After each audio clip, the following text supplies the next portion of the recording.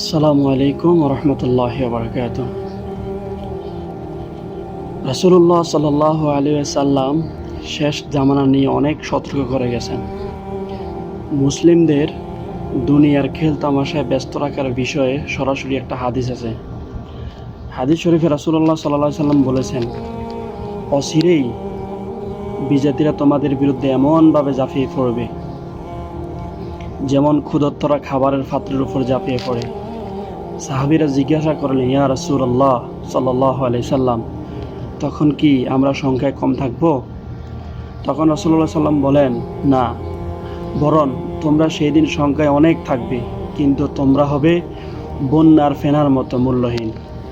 তারপর রাসূলুল্লাহ সাল্লাল্লাহু আলাইহি সাল্লাম আরও একটি হাদিস উল্লেখ করে বললেন, আর আল্লাহ তোমাদের শত্রুদের অন্তর থেকে তোমাদের ভয় দূর করে দিবেন আর তোমাদের অন্তরে অহন ঢেলে দিবেন।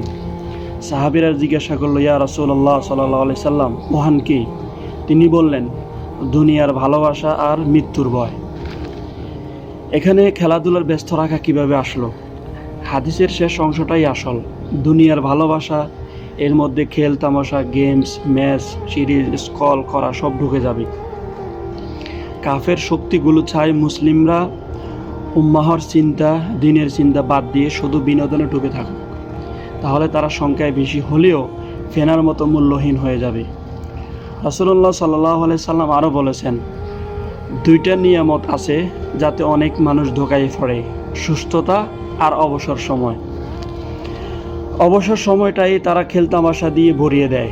মাঠের খেলা, মোবাইলের গেম, লিগ এগুলো হারাম না, কিন্তু যখন এগুলো নামাজ, কোরআন, উম্মাহর ফিকির ভুলিয়ে দেয়, তখনই সেটা হয় ওয়াহান হয়ে যায়।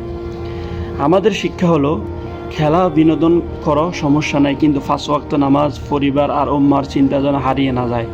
খেলনা যেন খেলোয়াড় না বানায়। আল্লাহ আমাদের সবাইকে এই ফিতনা থেকে বাঁচার তৌফিক দান করুক। সকলে বলুন আমিন।